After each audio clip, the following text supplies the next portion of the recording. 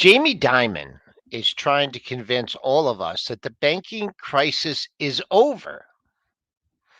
Have you seen the price action in some of these regional banks? Someone's not convinced. Earnings season rolls on, and Uber did everyone in the chat take an Uber last quarter. Uber taken off. So we'll take a look at that. Earnings from Pfizer. We have a pandemic stock that's just getting absolutely killed. Let's talk about it with Triple D and Money Mitch on Tuesday, pre-market prep.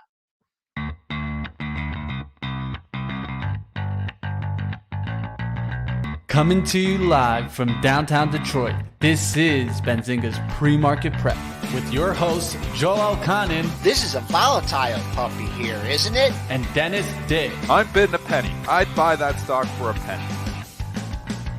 With everything you need to start your trading day.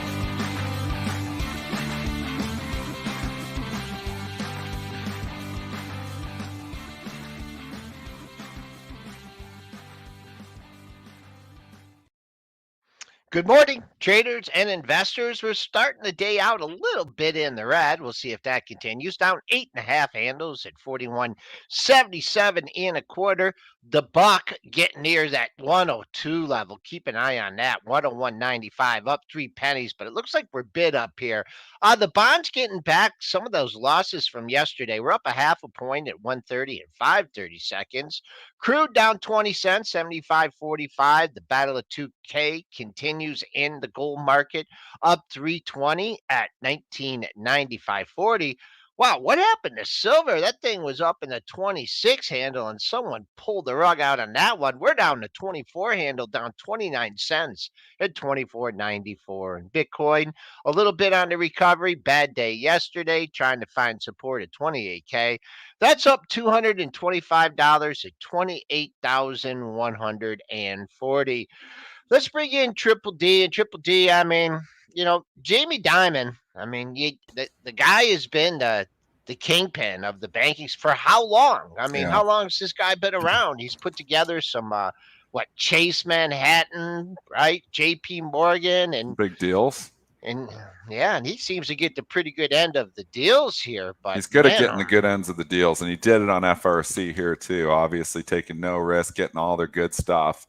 And then he's running around, and obviously, commentary yesterday is what they wanted him to say. He believes that this is the end, of the regional banking crisis. The regional banks are telling you a different story yesterday because they shoved those comments down his throat. KRE breaking down yesterday. You won't see it in the S&P, but you will see it in the IWM. It wasn't that great yesterday. High and then starting to give it back. But you really notice in the KRE, and there's individual regionals that really had an ugly day. Check out VLY. New lows on the move, Valley National Bancorp. Check out, MCB if you want, PACW. All these stocks, very, very weak. After being strong early on in the session, giving it back, starting to break down here again. I mean, this is what, we look under the hood and we see what's happening. So the market was happy. They were thinking it's just FRC. Is the market continue to be happy if we lose another 5 or 10 of these things? I don't think so. But this market is resilient, and we know the rotation keeps it alive, and those rotation into those 6 to 7 stocks is the reason the S&P looks a hell of a lot different than the IWM. IWM, obviously, 2,000 stocks, lots of small caps, smaller companies, but more feel for what the real market is doing. Because if you remove those 7 stocks, this S&P doesn't look as rosy as a lot of people want you to believe. All right. Good morning, Mitch here, back on Tuesday here. Yes. Lead the charge here, Mitch. Where do we get our earnings out of the way first, or you want to do some more on the regional banks? Is there any particular? I think the important part is just like keeping it simple, right? Like I was able to play KRE to the upside before I left, but now you look at the action, the KRE, and that just shows you enough, right? I think that one thing is for certain, you got to be careful if you're going after one of these names because you have that overnight risk, right? I want to keep in mind that if those traders are taking shots here, well, I would maybe take a shot on an ETF, but definitely not going after just a single name because of the overnight risk that is really presenting itself. And the truth is, if one of them is going to keep going down every kind of couple of weeks and just continue leaking down, one thing that's been talked about right now is, will we start to see some short hedging against these banks as you get further along, especially going into June? A lot of people are talking that the hedge funds, the bigger firms, could be starting to short against these as a hedge against their own bets. What do you guys think about that? Oh, I'm still stuck, and I get in this, I try to get myself out of it. You get this circular crisis thought. mode. You're in crisis. Well, you're not in crisis mode, but you're in like risk mode. You're in like, how do I manage the risk here? And I just think, what I want to see, and I've said this before, for me to really start getting bullish, I want to see the KRE start getting above 45, and then I can forget about those FRC problems. I really wanted to see it yesterday. I wanted to see them buy up the other regional banks, saying this is it. And the exact opposite happened. You don't see it in the S&P. They're not even talking about it. S&P's, oh, the markets are great. But the exact opposite happened. We're right near the bloody lows. You know what stock scares me the most is PNC. PNC, which nobody's talking about here, really scares me. Got hit yesterday because they didn't get the FRC assets. Yeah. They were trying to make a bid for those deposits along with JP Morgan. JP Morgan got them, and PNC did not. But you want to know something? I bet PNC needs those assets a hell of a lot more than JP Morgan did. Watch this PNC. You do not want to see this one start making new lows, because this looks a lot different than the JP Morgan chart. I don't know if they have some bad loans, but I'm saying that they probably aren't just as clean, as a JP Morgan. So I'm somewhat concerned about PNC. This is a little bit of a boogeyman for me too. Keep an eye on this one. Hopefully it doesn't make new lows. I mean, I wonder what they're. We'll have to do a little bit of digging deep into like where their exposure is, right? Being a Midwest bank, and I mean, I think the primary reason, and when you look at FRC, is just these housing loans. That's all. It's for sure. Big reason. They're stuck. I mean, there's no out. Like sometimes when you're in a bad trade, there's an out, right? You could just hit the bid, but these liquidity things are now. Yeah, there's nothing. There's nowhere to go. And with rates continuing to go up, it's going to continue to exacerbate the problem. Now, the one thing that's still, probably why some of these banks are still hanging by a thread is the housing market hasn't collapsed yet, right? So people, they're either amortizing their payment out 50 years, or they're still making the payments. But Dennis, you're right. A lot of mixed signals here. As far as the market, as far as the market goes here, I mean, we've hit a wall here, and it's the same area that we've come up to before. We did sneak over 4,200 yesterday, and I was looking at playing this on the long side a little bit, and it would make up and make a new high, and you would think, okay, we got some momentum, and then it just like a wave of sellers would come in. I'd be looking for news or something, and they would knock 6, 7, 8 handles off the S&P. So I mean, that can happen during the day. It can happen under any circumstances, but it was just like, okay, all right, we're above 4,200 now. Sell me 6,000 S&Ps down to 4,195. It just, you feel that kind of selling pressure. They're trying to sell into strength, but then all of a sudden they just come in and they pound it on weaknesses. So when you get to a point where you can identify resistance, where the resistance is, and it's harder to identify, where's good support. Like if you were trying to buy the dip now in the SPY, Friday's low was even a long ways away. So, but we've seen this market time and time again just kind of, shrug things off and let the big It's the S&P. There's a big difference. The S&P shrugging it off because of those mega cap tech stocks. The IWM hasn't shrugged off anything. Nothing. The IWM is not far from the lows. I mean, I just think like you got NVIDIA nonstop marching. Right now, people don't care. FOMO has taken over NVIDIA. They don't care it's trading 60 times earnings. They don't care Microsoft's trading 31 times earnings. They don't care Apple trading 27 times earnings. They don't care that these earnings on some of these companies have been going down. The growth has slowed substantially on some of these, but they don't care because right now they're just like, no, these are the stocks that win no matter what. And I do think these stocks outperform no matter what, because if you go in to another regional banking crisis, these hold up better. And you know what? If you're pulling out to new all-time highs, these stocks probably go up. So that's why the money keeps crowding there. But holy is that trade crowded in some of these names. Very, very, very crowded. Schwab's another one. You got to keep an eye on Schwab, not rallying. You think this is one, the better brokers, some people compare it to Goldman and Morgan, Schwab, $80. It's been hanging out here at this 50 for too long, Joel. Too long not getting away from it. Didn't even get a sniff of a rally yesterday on the FRC. Finally, getting, settled out, and JP Morgan obviously taking over the good stuff, leaving the taxpayer with the bad stuff. Needs to hold 50. You don't want to see Schwab start breaking below 50, because then there's problems there too. So lots of things to worry about, but we've had lots of things to worry about. And the S&P continues to climb the wall of worry. So the technicians are still winning here, because the market continues to, at least the S&P, continues to go higher. One way I'll be watching this for you day traders out there, of course, it's a leverage play, so be careful. But FAZ is going to be a way that I'll be looking at playing this even today. So we'll see what happens with that. Let's keep moving out of regional bank crisis. Let's go towards some of the earning stocks on the day. And got to give a shout out to my man, Dennis Dick, because he got the Pfizer right. Let's talk about it. Q1 adjusted EPS, $1.23, beats the 98 estimate. Sales of $18.28 billion, beat the $16.59 billion estimate. They reaffirmed fiscal year 23 revenue guidance, but of course, you saw a sales decline driven lower by lower demand of the company's COVID vaccine. Sales declined $10 billion, or 75% compared to the same quarter last year.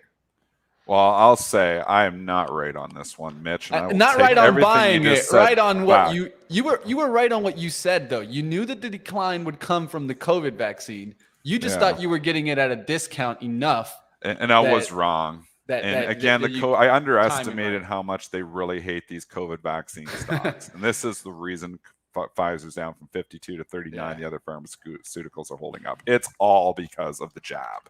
BNTX, we can see that continues to go lower. I think it's going under $100 or eventually. Moderna continues to leak. I've said before, I like Moderna better than BNTX. I don't know where that pair trade when I started talking about it would be, but I think you should have wrote that down. I should have wrote it down. I think I'm probably down like 20 in the Moderna, but I think I might be up over 20 in the BNTX. So regardless, I think both of these paths will continue to be lower here.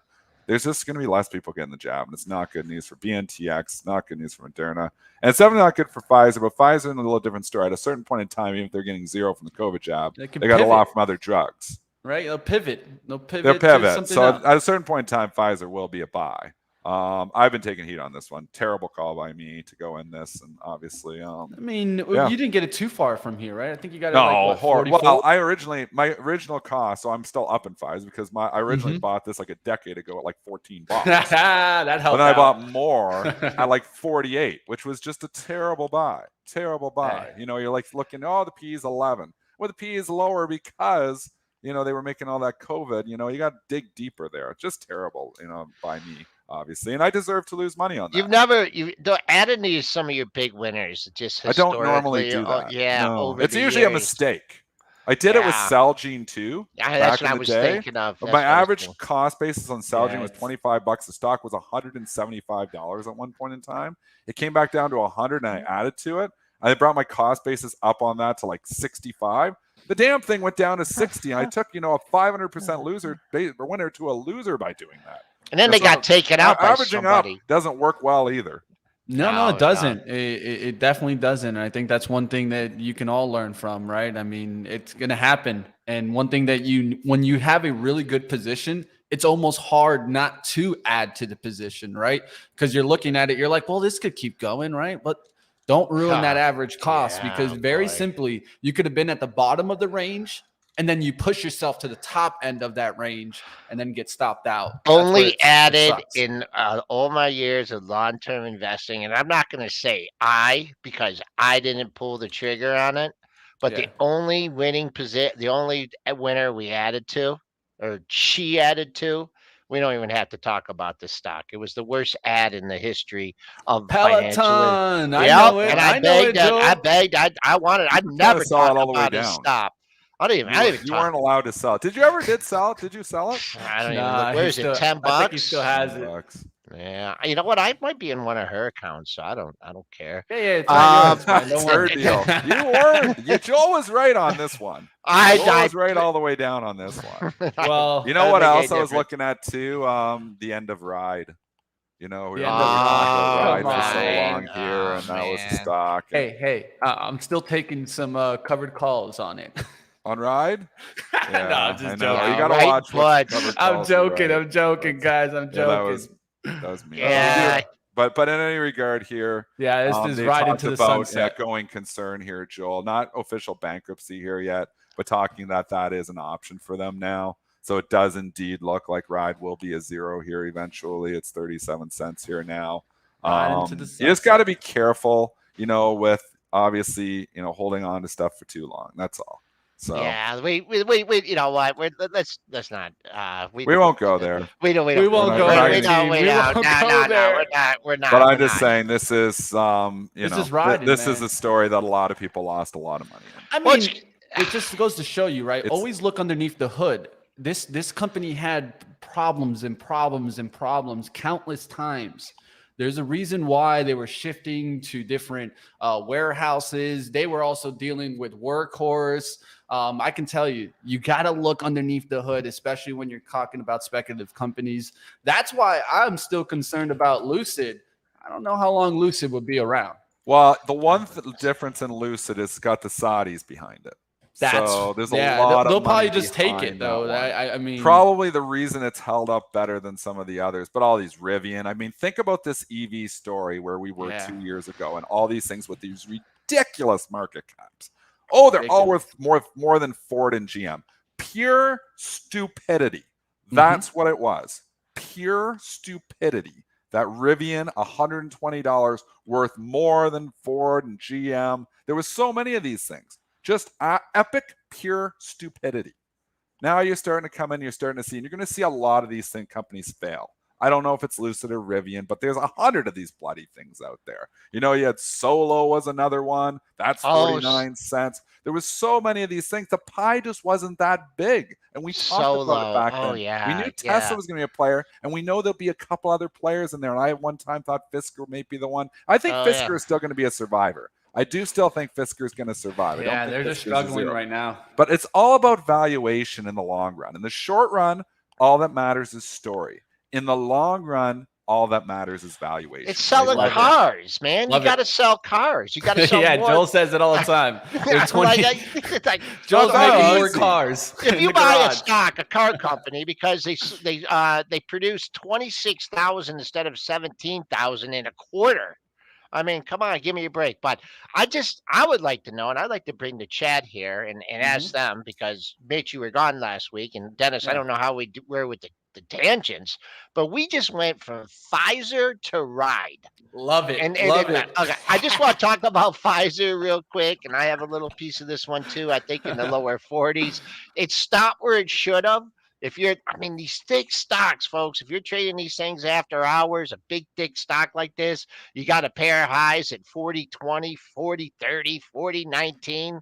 That's where the big boys were, right? For 3-4 days in a row trying to sell on strength.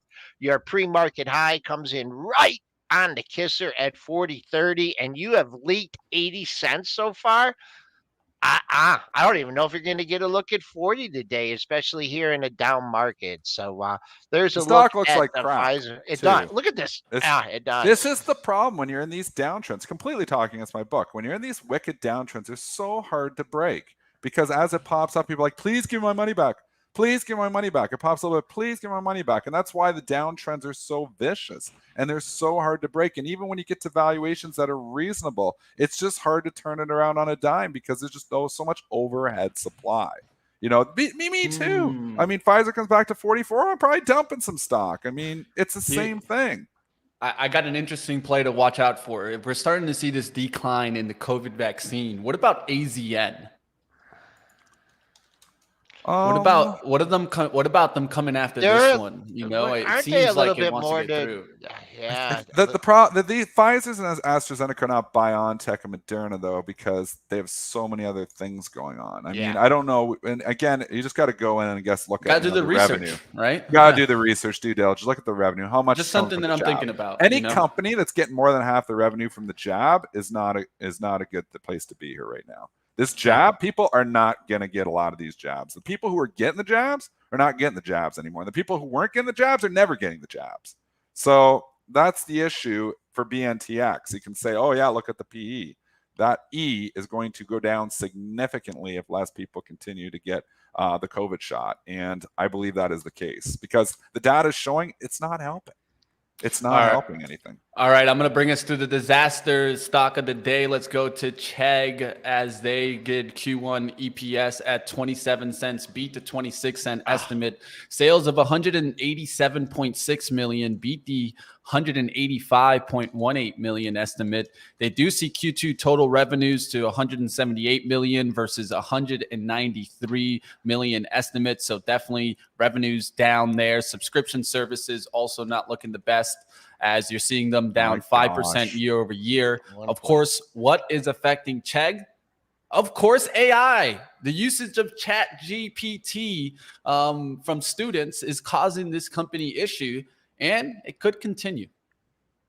My goodness. There's so many disasters too. Like here's another disaster. And again, maybe this is to be seen, but you think about this darling here. If we go back to 2021, goes from, basically this area, $20 to $115 at the high. We're now $9 here, and stocks that go from 115 to 9 don't often go back to 115. So I'm not trying to buy the dip and say, and I don't follow the company that closely, maybe there's some value at a certain point in time, but this is just an epic disaster. And when you have disasters like this, they don't bounce back easily. Yeah, and it's not even showing. I mean, there's just a step down seller in here. Continuous, all after hours. Every time it's hitting so I have a filter running. Every time something makes a new low, it hits it. It hits it. It hits it. This thing just in it all night. It's like, 10 minutes later, new low. Another 20 minutes ago, new low. I mean, these are not the stocks. These are not the stocks you're looking for. 897. You go back to May of 2019. There was a low at 897, and then a pair of monthly lows at 8. So that's just the monthly chart. I'm just giving you because that's about all the information I can give you. Look, it had to gap down after last earnings, and then people, oh yeah, this is okay. We're buying it under 16, and if you didn't get out over $18, look at that. Boom, on that ugly looking chart here for Chegg. But let's go to a good earnings. And I think everyone in the chat took an Uber last quarter. Well, I'll tell you a little story, Joel. Well, when I was looking at what was I going to do to get from the airport, Bush International in Houston, IAH, over to Galveston, which is about an hour and a half, I looked at all the different options, right? I looked at the super shuttles. I looked at what the cruise lines could offer. And then I said, you know what? Let me just take a look at what Uber could do for me. What if I just took an Uber all the way over there? Well, guess what? It was 50% cheaper to take an Uber than to take a super shuttle. And what would I have been doing on those really? shuttles? Yes, it was $109 per person on those things. When I paid $86 complete, when in with even tip included, I paid up to $100, and it was 50% cheaper to take the Uber about an hour and a half distance than taking a shuttle that they load up with 30 people in there. That's crazy. That's why I think Uber has an advantage.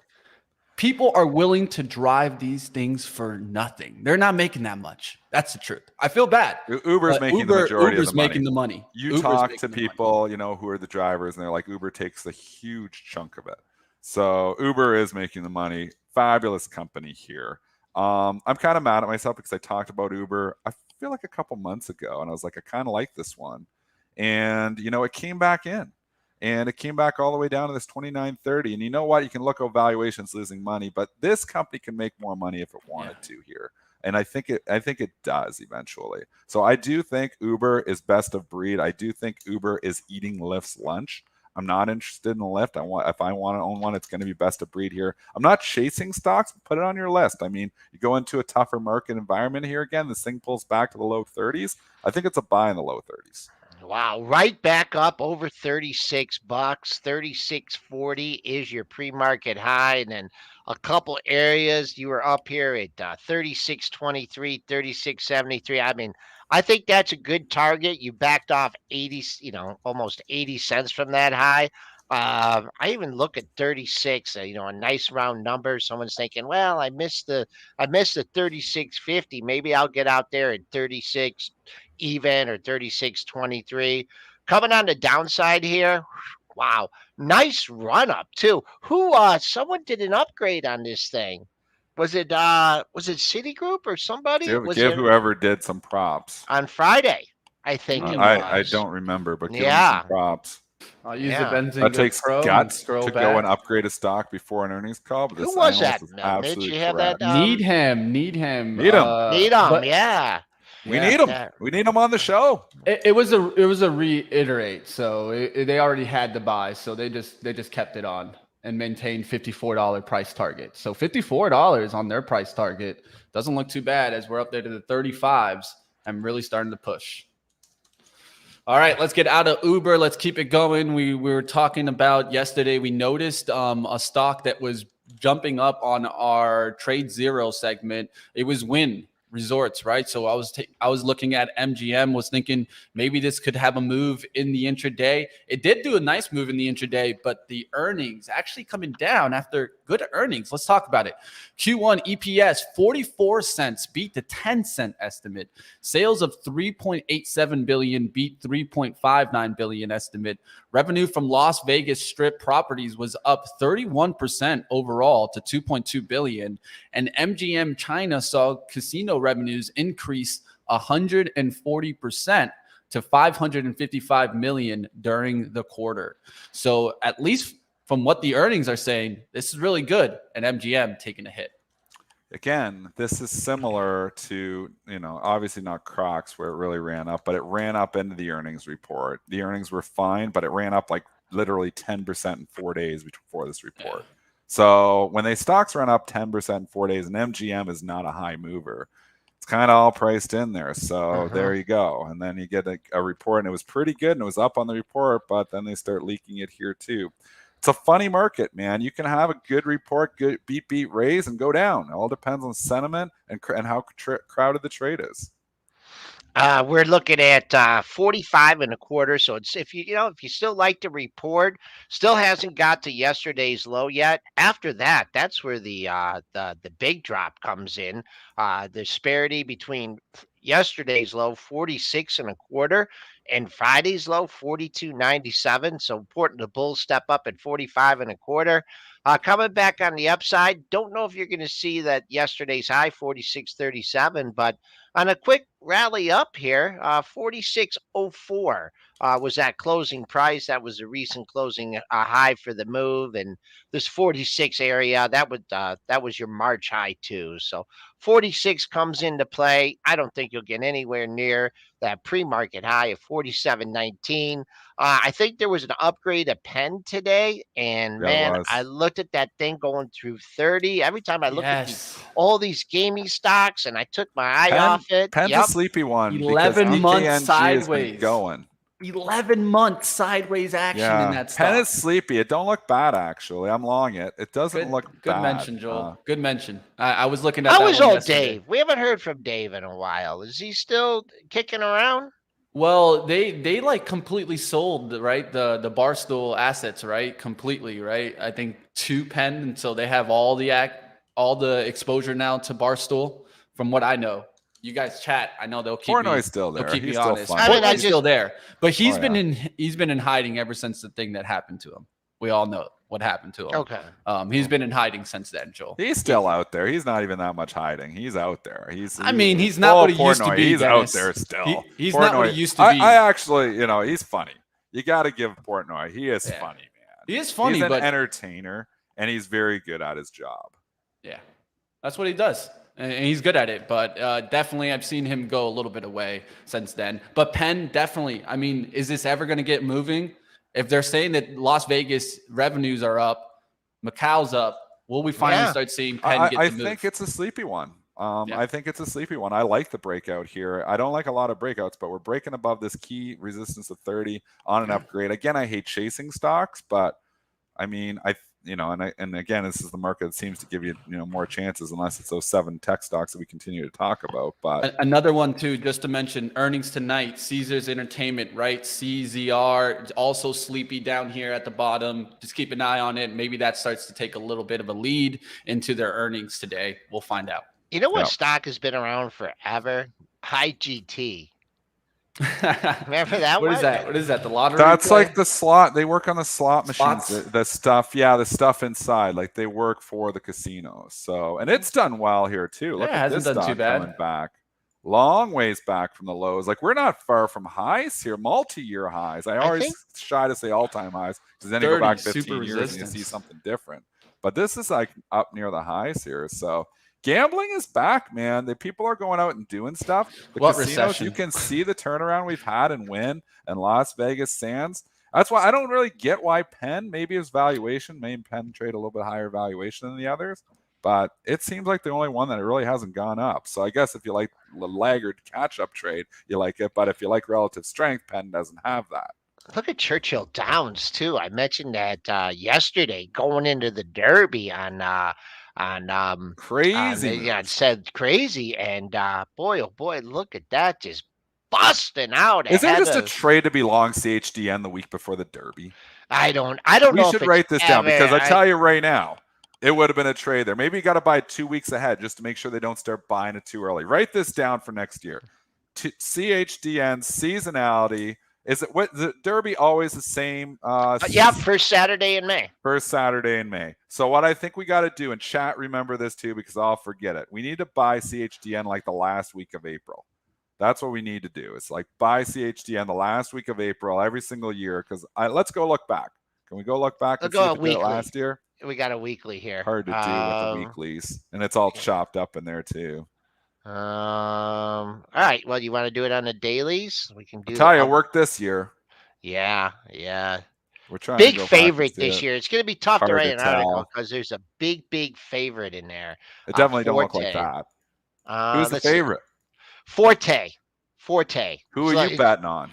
I haven't. Well, I got to wait for the draw because I don't know who everyone's in there. I don't know. I hate to go. You know how I hate to go with the favorite. I haven't done my research yet. So I'll let you know. But let's go May here. It didn't work last year, Dennis. No. Definitely did not work in 22. You would have gotten smoked. Yeah, looks like yeah. Oh no, there's a little rally in there. When is that? So when is that high where you're pointing to? You know what I mean? Was that before or after the Derby? This high right here was before the Derby, like at the end of April. And then it started to sell off right before the end of the Derby. Yeah. But I don't know if he got smoked because he got the April. You don't make anything, but you can look at last week of April. You had the run up. Look, you got the run up a little bit. April. There was a little run up in there of 15 points in there. I see it. Mitch sees it. Guys, all I gotta say is, will we get the famous Joel Elconin call from the race? Joel, I want you not even to watch the race. I want you to announce the race live for us. I can't do it. We need to do this. We need to do this on YouTube. I'll get the video up. We'll have Joel Elconin speaking in the background. I want to see the races are off, baby. Nah, you know why? Because I get I know the horse that I bet on. Like I could tell within 15 seconds, 20 seconds if he's toast or not, and I'm I get all the, and then if I would have been announcing that race when that horse got disqualified a couple years ago, I mean, my phone lit up. You nailed it. And I was watching that race and I'm like, I saw that horse veer out and I'm like, I told the race wasn't even over yet. I said, at least they're pulling that horse down. I mean, he interfered. She goes, what are you talking about? And I'm like, he went out 2 or 3. I think someone spooked him in the infield. I think it's what happened. And I'll tell you what, the chat wants to see it, Joel. So we got to talk about it. I will tell you, when I was a kid, I used to take the old programs from the races, from the track, because we used to go once a week or whatever. And they would have the results from the old races. right? And they would have like every position, the quarter, the starting, the quarter, boom, boom, boom. That's how And you got then started doing that's how this, you do it. right? Yeah. That's how Yep. you got started doing All this, right. Do we doing got, media. I love it. Let's do it. you All got right, let's Dan get. around? We Yeah, got we do. Dan the Let's man? get Okay. let's get into our TradeZero Tuesday.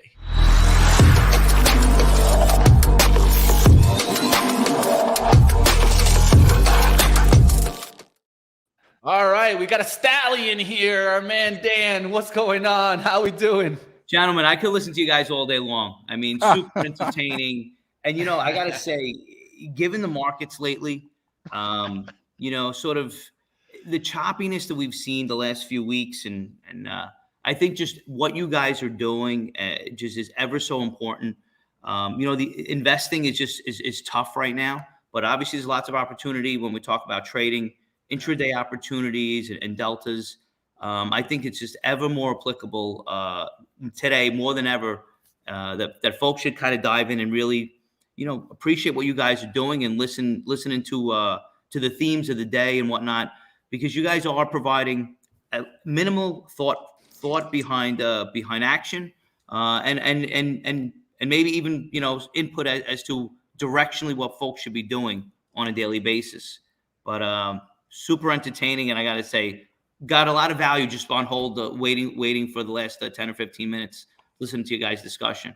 Thank you, Dan. We do appreciate that. I want to know, and obviously you guys look at some of these smaller stocks. You playing any of these China stocks? You guys playing any of these China stocks?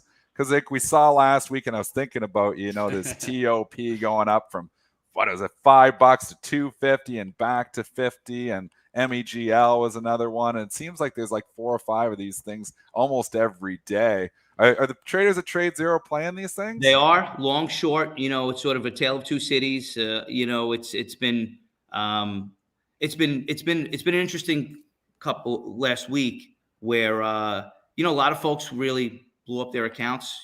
Folks are on the short side with these stocks and the way that they've flown up, especially in the after hours. We've seen a couple of crazy, couple of candles, at 6:30 at night when really no one's paying attention. And having these stocks really go through the roof. But on the flip side, those folks that were long really enjoyed the ride. What I don't understand, fellas, is where the U.S. is allowing these companies to list here. Obviously, there is something going on here. These aren't happening by accident. Yeah. And, I'm just not really understanding why these are being allowed to kind of continue in this fashion where you can kind of predict based on the way, if they're listed and there's a company out of Hong Kong or China, and there's some crazy early morning action, you could almost predict the ride that the stock is going to take for the day, multiple halts throughout the day. While it's in the halt and it comes out, it opens up, 10, 20, 30, 50% higher in the halt. And folks don't have an opportunity to interact when the stocks are halted. Yeah. So I'm scratching my head as to why this is being allowed to continue in this way. Yeah, definitely. It's something that definitely comes up, especially with retail traders, right? I mean, that's where it usually affects. We got a great question here. I'm going to give you an opportunity, Dan, here to gain yourself a customer. That's what it's all about, right? Here we go. We got Lombardo asking a very important question. Did TradeZero have some shares of top to short? So of course, I'm sure the borrow was pretty high on a stock like this. But that's what they want to hear, Dan. On the day that the stock went from 6 in the after hours to 287, I think it was, we had locates at the stock at around 4 cents a share. Really proud of that. And people are like, wow, this doesn't even make sense why it's so cheap. It's all about supply and demand. If we have access to liquidity, we're going to price it appropriately. When things get really tough to source and find, we'll always have them, but the price will be a lot higher. But at the end of the day, it's not a locate you necessarily wanted to take due to what happened with the stock. If you're too early, man, you get run over there too. Yeah, that's how it is. It's difficult. Risky. It's difficult for sure. Those traders out there, you got to be careful with trades like this. But you saw Lombardo. Hey, they got the inventory out there, so definitely check them out. I'll throw up a link for you guys if you guys want to check them out. But Dan, what about the regional bank concerns? Right, they're starting to come back into play. What are you thinking about the banks? Are you still a little bit concerned of what's going on out there? It's, I was in the city yesterday, driving by a First Republic, and, I know with some guys from the office who were talking about it, super reminiscent of 2007, 2008. It's a little scary. You have banks like JP Morgan who, back then in 2007, 8, they really cleaned up with the Wachovias, the Washington Mutuals of the world. And so the big are going to get bigger. It's unfortunate because, I feel like a lot of these regional banks are more customer focused. They provide sort of like community type of services. They're inbred with the neighborhoods and the communities. So look, thank God we have the big banks where it's not costing the taxpayer anything to kind of see our way out of these situations. But it is a little it's eye opening because you talk about the government and looking to break up or looking to not propel larger banks to become larger. But at the end of the day, that's what's happening. All right. Now I want to jump in and ask you a little bit about one thing that I've thought about, Dan, and this is just kind of more overall talk. And this is just kind of my experience. When I first came in was right when they started shifting from out of from commissions to free commissions, right? It was a big move, that shift, right? And it's changed the landscape for all brokerages out there. And what do you think about that overall since you've seen the change, right? Do you think that this has helped or hurt the retail investor out there? I think it's definitely helped. I mean, I think it's propelled folks to kind of come into the marketplace. It's eliminated a barrier to entry in many cases. And I think it's good. The whole, the discussion about payment for order flow and should it exist, should it not exist. It's those types of things that allow the commission-free model to exist. So I'm obviously a proponent of it. We do participate in payment for order flow with TradeZero. While we do, send a lot of order flow to exchanges, where your exchanges will rebate you based on different situations if you send order flow to them. But I think it's definitely helped. I think it's helped. A lot of folks feel like, hey, I can get into this. It's not going to be a costly thing. I could try and see what it's all about. And I think it makes the markets and what we do a lot more approachable without having that fee structure attached. So I think it's been a great thing, especially for the retail investor.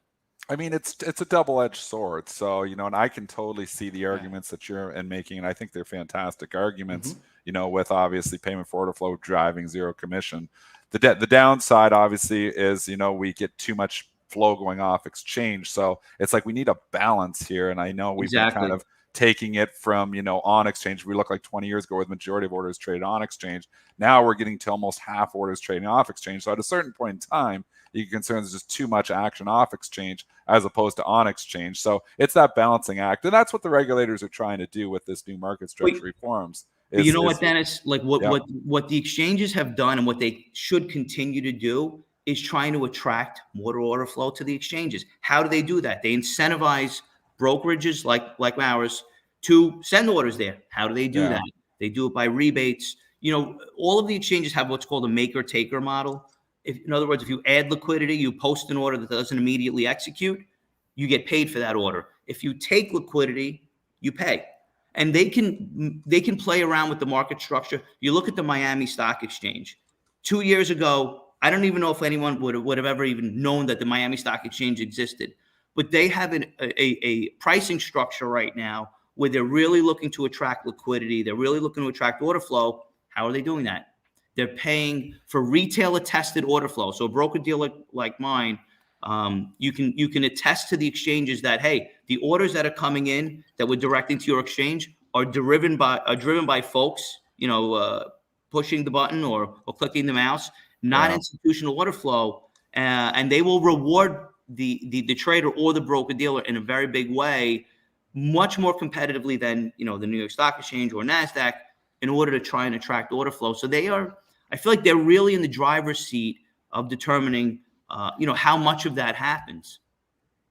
Love it, Dan. And definitely, like always, you guys want to check out the extensive inventory of short locates that TradeZero has to offer. I just threw up the link there, and you can get 3 months free, of course, of TradeZero's flagship software, Zero Pro. Dan, it's always great to have you on the show. We'll have you back on next week. And Gentlemen, looking forward to learning a little bit more about TradeZero. And like always, watch out with those short locates out there. You got to be careful. But like Timing always, is everything. Timing is everything, right? timing is everything. But if you need them, we have them.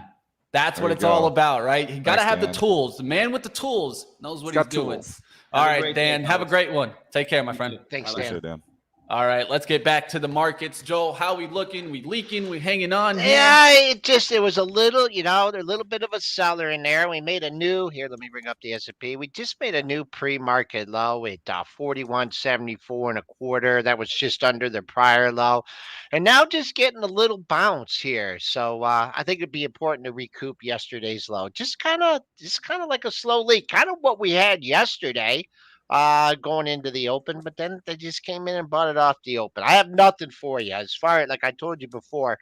If you're looking for support, I don't really have anything down to you until Friday's interday low, and that was way down at 41.4375. So, if you're short and you're trying to, cover it or picking along here, maybe drill down on some of your, 15-minute or 30-minute charts. It's a tough market to trade. Yeah. I posted my results there for last month, and my trading account was up only 2% last month.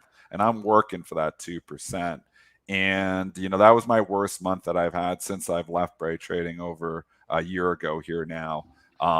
It was a really choppy month. It was tough to get, the feel for it. Volatility coming in probably hurt me the most because we know March I had one of my best months in probably years, and then I followed it up in April with one of my worst. I think the VIX, because we touched 30 in March, and then we're touching in the teens, 17, 18, 16 in April. That hurts me, but what really hurts is just like the, again, sometimes you do okay in the chop, but it's a rotation even within sectors that hurt me the most because like relationships weren't working as well. It was a very weird month, and that kind of continues here today. I know. Look at I was this. talking about this.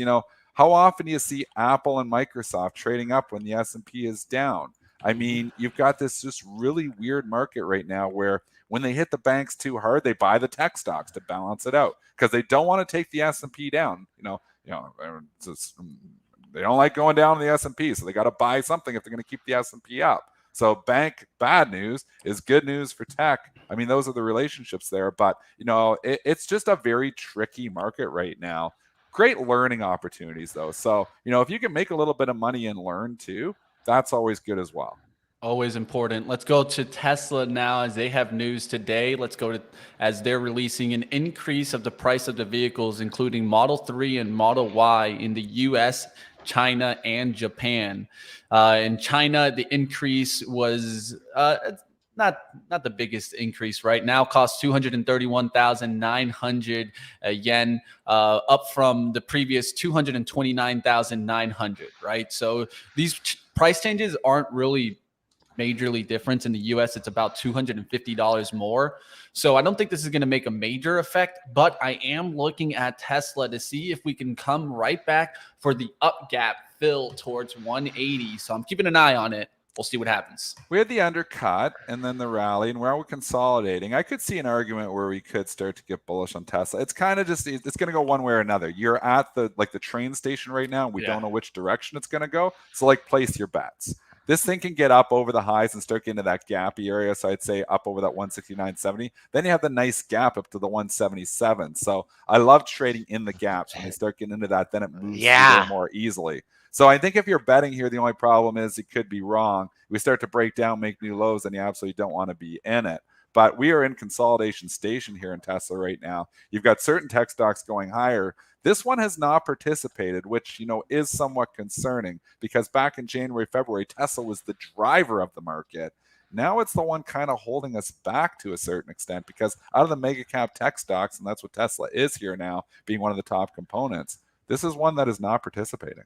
Yeah, it looked like it was getting into that gap, and you felt kind of, like okay, it's going to come down here. I mean, I think this where it would get real interesting, but it came back. I think instead of like leaning on that low, and I've seen this in Tesla before. You got two lows in the same area protecting the bottom of the move here. So I don't have any problem, leaning on this, 157.32, 158.63 area.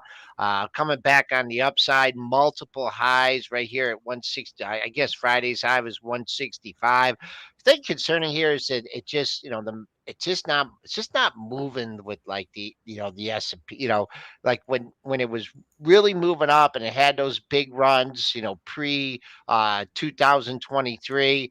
It just doesn't have that. And also, I mean, I was in one the other day, and I mean those screens. I mean, that they have. I mean, is that hazardous? I mean, my buddy was in That's how there and they he all are, said, Joel. yeah, I know, I know. I mean, you talk about I mean, It's I guess basically the dashboard is an iPad. I know, I I don't know. even like the way it looks. Either Like do I. I don't like it, but that's just me. I mean, a lot of people Yeah, do like it. That's the way they've been. yeah. So I don't think I mean, that's you gonna need all affect it. that crap when you're driving. I mean, shouldn't you be, Joel, they just want to watch TV you and let the car focus on drive the itself. road? I Auto mean, drive, I auto don't drive. I'm know. gonna sit back, kick back, and Come watch on, Netflix here we're in with the my year, definitely. We're in the generation of kickback Netflix and let the car with my drive. Starlink internet. I mean, who needs a screen that big? I mean, for a map, you're looking at a map. I mean, I don't know. I don't know. Joel, if they could do a pull down on the windshield, they would. I mean, it's a little Sun's too auto bright drive. today. Boom. Yeah, they would We'll just be pull it there, but we down. are so much farther from autonomous driving than everybody wants you to believe. We are Yeah, a it's still decade away from that. it's still a little whiles away. Oh, don't Yeah, have it's to. because they get the 99% well, but it's that 1% trying to capture that they don't get, that they can't figure out. I mean, you got the dog and you got, the dog running across the road, or, you've got, a sudden, somebody else makes a mistake, how does the car respond to that? It can stay between the lines very well, but how does it respond to other things? I mean, figuring all those little things out, those intricacies, that's the tricky part. How does it avoid the accident? How does not cause an accident in certain situations? I mean, there's obviously a lot for them to still figure out on autonomous driving, but staying between the lines, I got that figured out very well. We'll see what happens there in Tesla. Let's see if it gets a lift today. Let's go to one more here. Let's go to BP. Let's go to BP as they reported their earnings.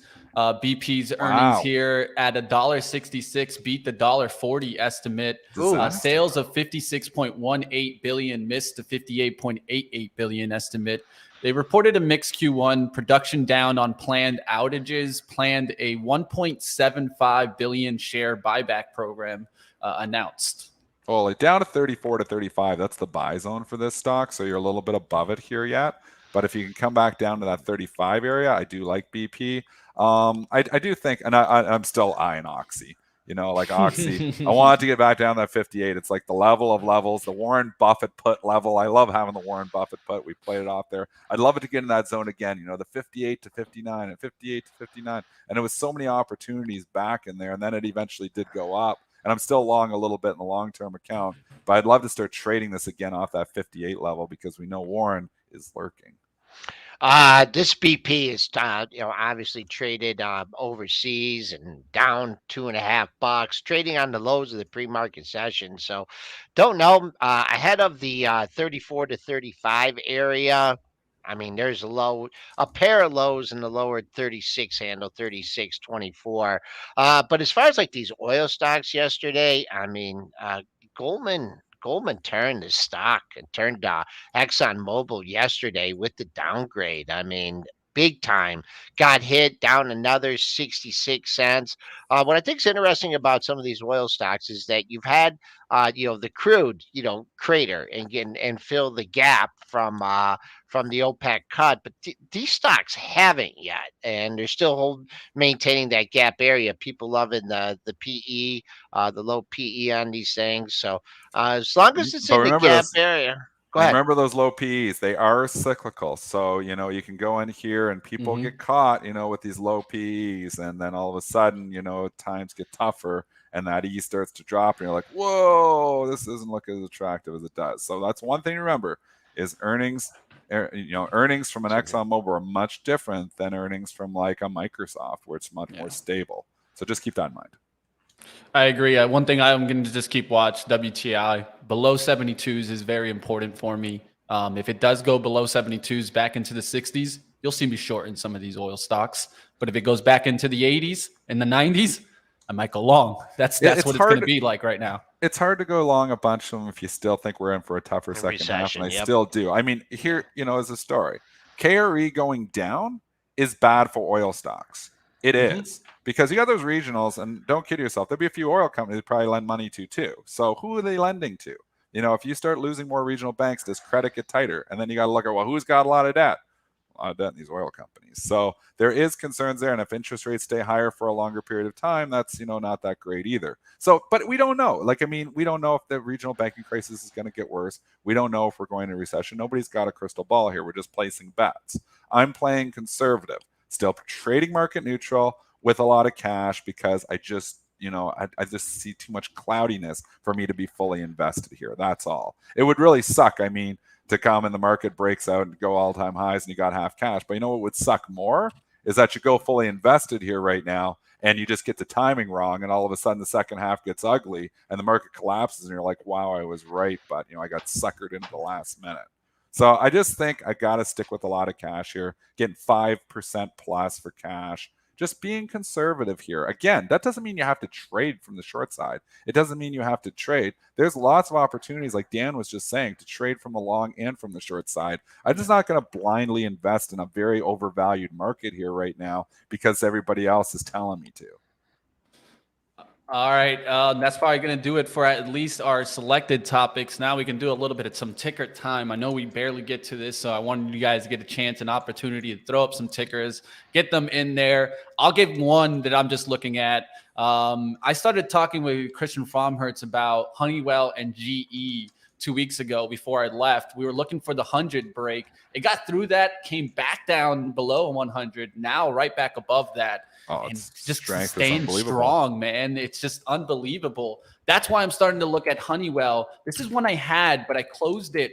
And I would have got stopped out on that down day, that Wednesday. I'll be as honest as I can be. I probably would have got stopped out on that Wednesday.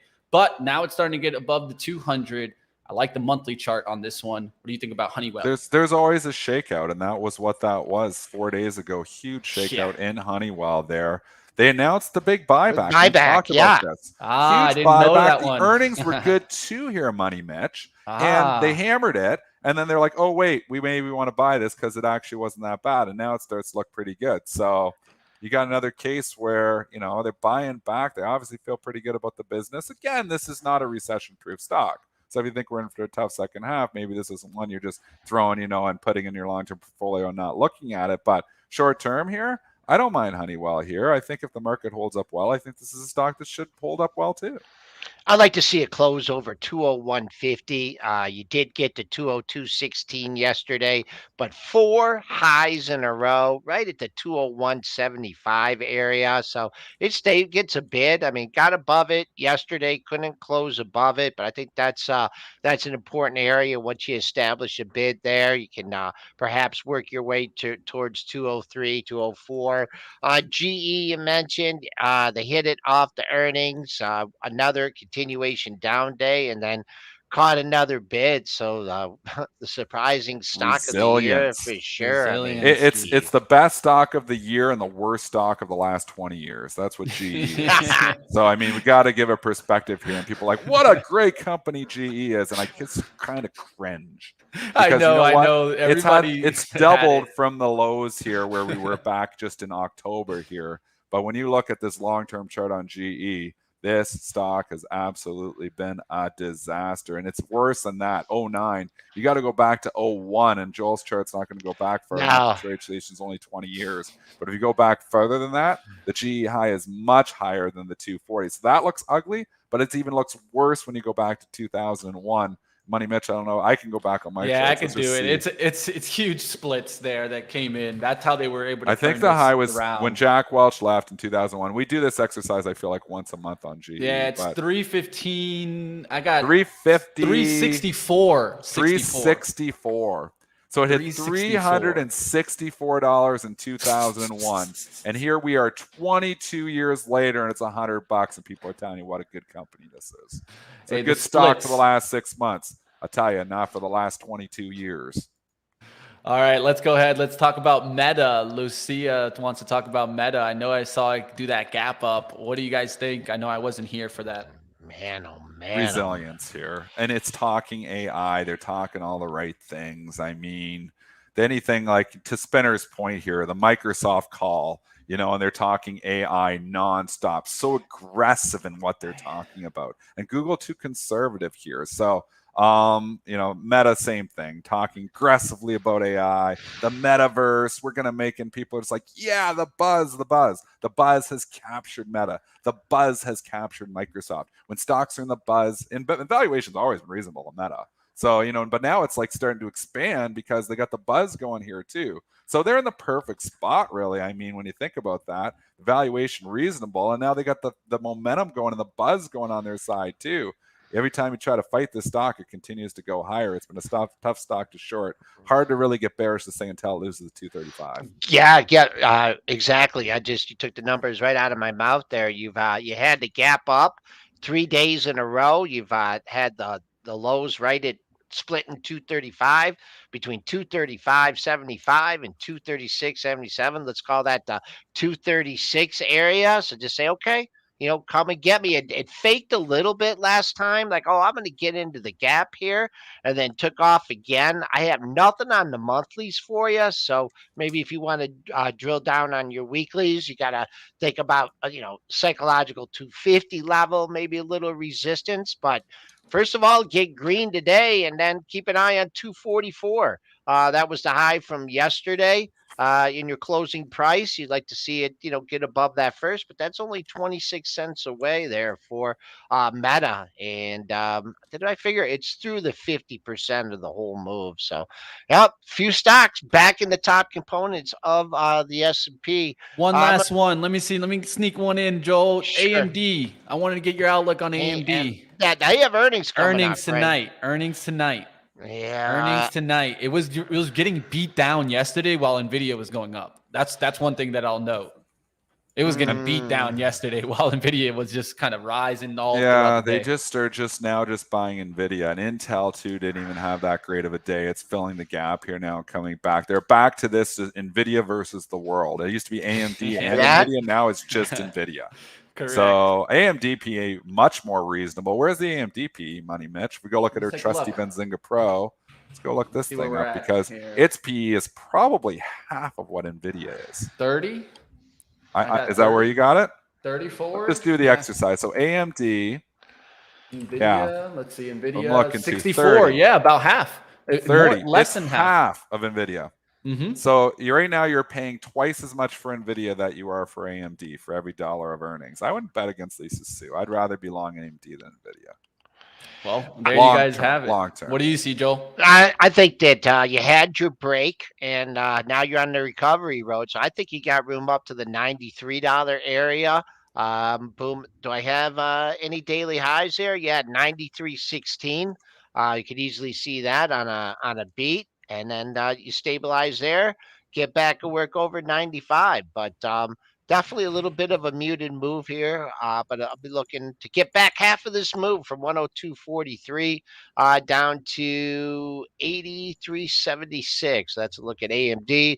I'm going to hop out here. S&Ps that were just off the pre-market low, just kind of like a day like yesterday where, they sold it off in the pre-market and they brought it right back. So important to keep an eye. 88, you have two closes to keep an eye on. You have the high close of the move from Friday at 88.50. That was also the last print for April. So sell in May and go away, kind of working a little bit. And then yesterday's close is right up in that area at 85.75. So that's what the bulls need to do. All right, everyone, have a great day. Doubles. All right, let's go ahead. Let's talk a little bit about something that is getting a little bit of some movement. The chat was asking about it. I tried to do a little bit of research. Of course, I already had the downgrade, but Coin is Coinbase making is moves popping, right yeah. now. So I see you guys, chat. Don't worry, we're always catching it. Channel guy, trader, I see you, man. Don't worry, I looked it up. Some people are going to get caught on that downgrade too. Yeah, Because they there's a short the thing on the downgrade, right? downgrade, So and now you Citigroup. get breaking news here on Coinbase here. I'm just grabbing it here too. It looks like Citigroup continue. So Citigroup had put the downgrade on Citigroup's the Coinbase. downgrade. It's And got to then think there's some commentary here with the something Wells came out. notice. I've got to think Exactly. there's something. There has to be Because with the this Wells is trading notice. actively. I'm thinking this is something to do with the Wells notice. Yeah, we no, have wait. no Coinbase confirmation introduces Coinbase International Exchange.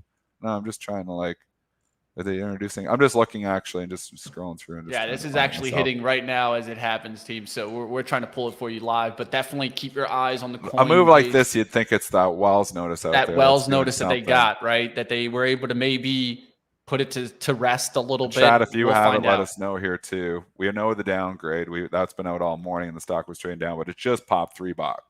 So I've got to think there's something to do maybe with that Wells notice information. With that. I know that the CEO was talking about the AI and that supposedly he was using Chat GPT to predict Bitcoin and things like that. But I don't think that was going to move the stock like this. I'm with Dennis. Probably maybe a mention of the Wells and I mean, notice, you do have Bitcoin confirmation. bouncing back here right now too, so that's not hurting it.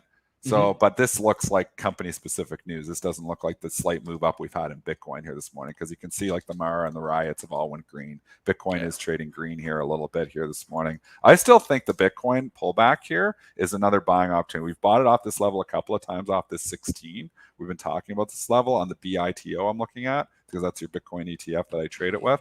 And the other thing to consider is that if the regional banking crisis starts to get really ugly, it didn't work yesterday, because I think that the Bitcoiners were like, oh, they're all talking about the regional bank crisis being over, and they were kind of selling Bitcoin on that.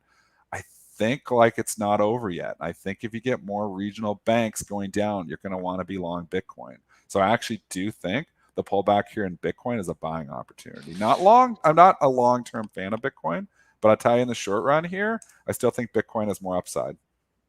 All right, I'll just say, at least from what I see here, and I do agree with the chat, at least from right now, I would say international exchange is why this is moving. Why does this make sense? Because now you can invest if you're like in, like, let's say Brazil, in Coinbase and things like that. But I'm going to do a little bit more research. Of course, if you want to find out more about this situation, of course, it's developing right now. So come over to live trading. I'll make sure I do a little bit deeper research and look into this Coinbase move. We'll see what happens there. Pulling down my charts, going to wrap up here with Dennis Dick. Any last outlook for the market today, Dennis? It's going to be choppy. It's going to be mixed. We're going to get more market information. I mean, you're going to be choppy ahead of the Fed. We get the Fed tomorrow, Fed decision, and then we get Apple on Thursday. Tonight's earnings calendar is AMD is the highlight, but there's some other ones on there. Ford is on there. Starbucks is on there. I'm just looking through it right now here. Yeah.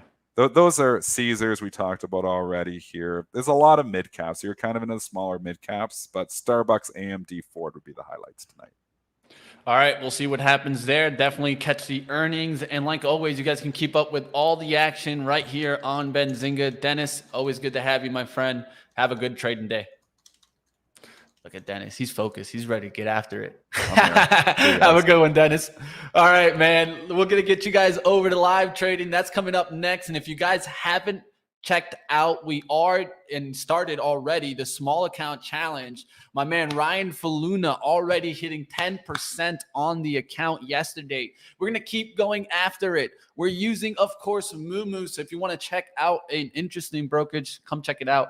I'm going to get over to live trading right now. You guys check this out. We're getting after it. Small account challenge. And of course, I'll still be using my swing trades, looking at some of those. I did take some. Find out what stock I'm still long on right now if you come over to live trading. I'll see you guys over there. And don't forget, we still got the book club. We'll be going back into the book club. Of course, Japanese candlestick trading. Yes, we'll be back at it this Sunday, team. Hit the like button. Let's go ahead and bring you guys over now to live trading. And of course, we'll have a little all access on there also. See you guys there. Don't go anywhere.